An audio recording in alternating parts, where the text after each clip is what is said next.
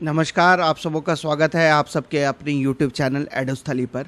Circle based officer का जो recruitment SBI के द्वारा लाया गया है, उसके फॉर्म फिर से रीओपन हो गए हैं। अब जो आपका लास्ट डेट है वो है 30 जून 2025।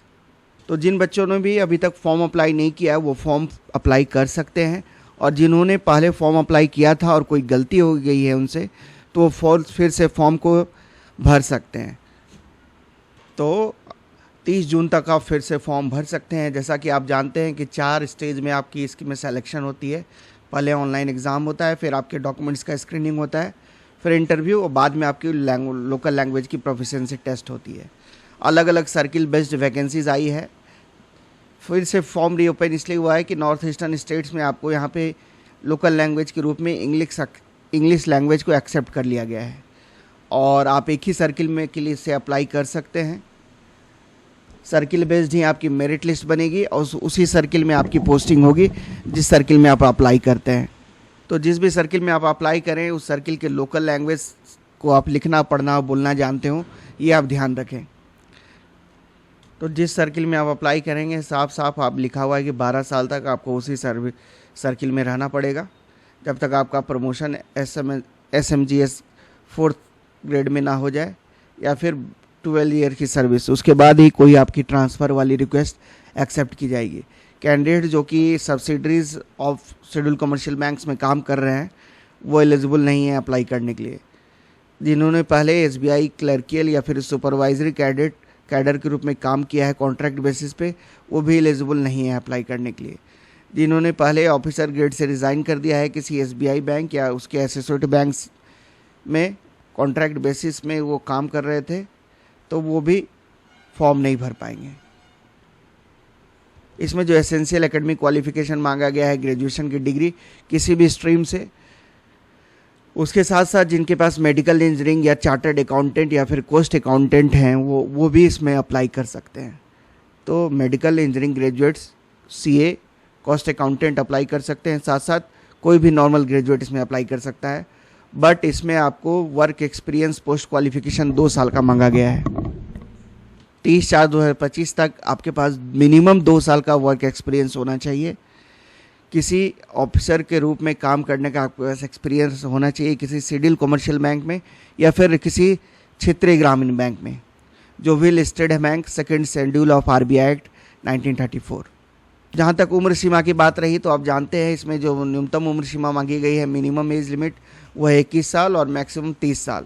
उम्र की गणना आपकी 30/4/2025 के संदर्भ से की जाएगी। कट ऑफ डेट यही है। शेड्यूल कास्ट और शेड्यूल ट्राइब को 5 सालों की अपर एज लिमिट में छूट है। OBC non creamy layer candidates को 3 सालों की छूट है।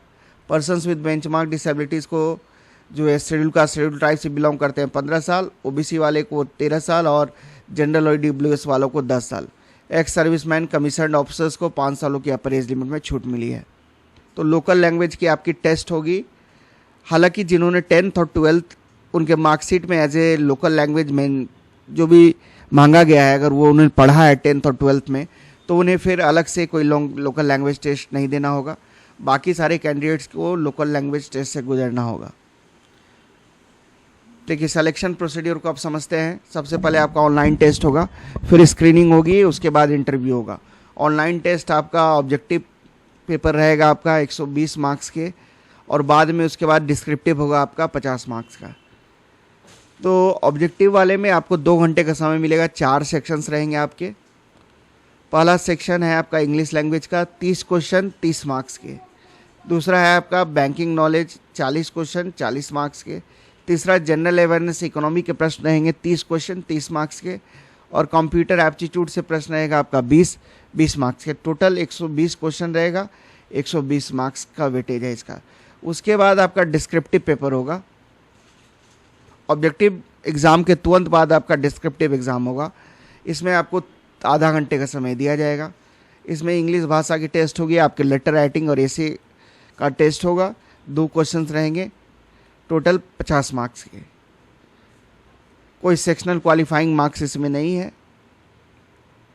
हालांकि मिनिमम क्वालिफाइंग मार्क्स डिस्क्रिप्टिव वाले में और इसमें भी आपका कमेटी के द्वारा डिसाइड किया जाएगा। कोई पेनल्टी नहीं है आपका। ऑब्जेक्टिव मतलब नेगेटिव मार्किंग का प्रोविज़न अप्लाइड नहीं है आपका ऑब्जेक्टिव एग्जामिनेशन में। तो जो लोग भी ऑनलाइन एग्ज़ाम क्वालिफाई कर लेते हैं उनको फिर स्क्रीनिंग कमेटी के द्वारा उनके डॉक्यूमेंट्स का वेरिफिकेशन किया जाएगा, उनका जो पोस्ट क्वालिफिकेशन एक्सपीरियंस है उसको देखा जाएगा, उनके जॉब प्रोफाइल को मैच किया जाएगा। जो स्केल 1 जर्नलिस्ट ऑफिसर है स्टेट बैंक ऑफ इंडिया के, उस अनुसार उनका जॉब प्रोफाइल मैच किया जाएगा। अगर उनका जॉब प्रोफाइल मैच नहीं करता है तो उनके जो है आगे के प्रोसेस के लिए उनको कंसिडर नहीं किया जाएगा, उनको वो रिजेक्ट कर दिया जाएगा आगे के प्रोसेस के। और जो क्वालिफाई कर जाते हैं उनको फिर इंटरव्यू के लिए बुलाया जाएगा। 50 मार्क्स का इंटरव्यू होगा, मिनिमम क्वालिफाइंग मार्क्स आपको इंटरव्यू में लाने होंगे। तो फाइनल सिलेक्शन आपका ऑनलाइन टेस्ट और इंटरव्यू टेस्ट के बेसिस पे बनेगा। ऑनलाइन टेस्ट का वेटेज है आपका 75% और इंटरव्यू का वेटेज है आपका 25%। तो ऑनलाइन टेस्ट में आपका ऑब्जेक्टिव वाला पेपर और डिस्क्रिप्टिव दोनों के मार्क्स को कंसिडर किया जाएगा मेरिट लिस्ट में। उसके बाद ज्वाइनिंग से पहले आपको लोकल लैंग्वेज की जो प्रोफिशिएंसी टेस्ट है उससे गुजरना होगा। अगर आप उसमें क्वालिफाई नहीं कर पाते हैं तो आपको जॉब लेटर ऑफर नहीं किया जाएगा। ताकि अगर 10th और 12th में आपने लोकल लैंग्वेज को पढ़ रखा है और वो आपके मार्कशीट में मेंशन है तो फिर अलग से आपको लोकल लैंग्वेज का टेस्ट नहीं देना है। जहाँ तक इसकी सैलरी की बात रही तो बेसिक सैलरी है इसका 48,480 रुपया। फिर आपको 2 एडवांस इंक्रीमेंट के लिए आप एलिजिबल हो जाएंगे अगर 2 साल का आपका वर्क एक्सपीरियंस है। उसके बाद आपको DA, HRA, CCA, PF, NPS, LFC, medical facilities, बहुत सारे प्रीरिक्विजिट हैं जो बैंक के द्वारा प्रोवाइड किए जाते हैं। बहुत सारे पर्क्स हैं जिसका आनंद आप उठा पाएंगे। बहुत ही अच्छी नौकरी है, परमानेंट वैकेंसी है ये। 6 महीने का आपका प्रोविज़न पीरियड रहेगा जब आप ज्वाइन कर लेते हैं। आपका जो डिनिक्शन रहेगा वो सर्किल बेस्ड ऑफिसर का रहेगा। उसके बाद 6 महीने के बाद आपकी सर्विस को कंफर्म कर दी जाएगी और आप जूनियर मैनेजमेंट ग्रेड स्केल 1 में आप एज ए अपॉइंट हो जाएंगे। जहाँ तक एप्लीकेशन फ़ी की बात रही तो जनरल, EWS और OBC कैंडिडेट को 750 रुपये फ़ी लगेगा और शेड्यूल कास्ट, शेड्यूल ट्राइब और पर्सन्स विद बेंचमार्क डिसेबिलिटीज़ के लिए कोई फ़ी नहीं है। एग्ज़ाम से पहले प्री एग्जामिनेशन ट्रेनिंग में जो इनरोल होना चाहते हैं ये schedule caste, schedule tribe, OBC और persons with benchmark disabilities candidate के लिए हैं, वो अप्लाई कर सकते हैं। और प्री एग्जामिनेशन ट्रेनिंग का शेड्यूल फिर कैंडिडेट्स को SMS के द्वारा बता दिया जाएगा। ये मदद करेगा प्री एग्जामिनेशन ट्रेनिंग आपको परीक्षा में क्वेश्चंस को सॉल्व करने में। आप रूबरू होंगे कि क्या से क्वेश्चंस रहते हैं, कैसा आपका पेपर आता है और कैसे आप ऑनलाइन मोड में पेपर्स को सॉल्व करेंगे। देखिए आपका एप्लीकेशन का डेट जो था वो 9 मई से आप अप्लाई कर सकते थे 29 मई तक। अब ये फॉर्म का डेट भरने का बढ़ चुका है, 30 जून हो चुका है ये। बैंक की ऑफिशियल वेबसाइट पे आप देख सकते हैं SBI.web कैरियर्स करंट ओपनिंग्स में। यहीं पे जाके आप अपना रजिस्ट्रेशन भी करेंगे, फॉर्म भी फिलअप करेंगे। देखिए ये सारे डॉक्यूमेंट्स की आपकी ज़रूरत पड़ेगी। प्रेसिडेंट का photograph, signature, left thumb impression, handwritten declaration, ID proof, date of birth का PDF कोई कॉपी आपका होना चाहिए, मार्कशीट 10th का या फिर एडमिट कार्ड, जॉब प्रोफाइल जो कि सर्टिफाई होना चाहिए आपका एग्जिस्टिंग या फिर कोई प्रीवियस एम्प्लॉयर के द्वारा जहाँ पे आपने काम किया था।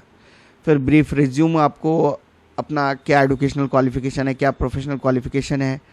फिर जितने भी एजुकेशनल सर्टिफिकेट्स हैं, डिग्रीज़ हैं, वो आपको PDF फॉर्म में डाउनलोड करनी होगी। एक्सपीरियंस सर्टिफिकेट आपको डाउनलोड करना होगा। लेटेस्ट सैलरी स्लिप, ये सारी चीज़ें आपको डाउनलोड करनी होगी। लेटेस्ट फॉर्म 16 भी आपको अपलोड करना होगा। आपको एडमिट कार्ड ऑनलाइन मोड में ही प्रोवाइड किया जाएगा, कोई हार्ड कॉपी नहीं भेजी जाएगी। एग्ज़ाम डेट की जहाँ तक बात रही तो आपका जुलाई में आपका एग्ज़ाम होगा। 10 से 12 दिन पहले आपके एडमिट कार्ड्स प्रोवाइड कर दिए जाएंगे। ऑनलाइन एग्जामिनेशन सेंटर्स देखिए लगभग सब शहर में है आपका। अगर झारखंड की बात करें तो धनबाद, हजारीबाग, जमशेदपुर, रांची।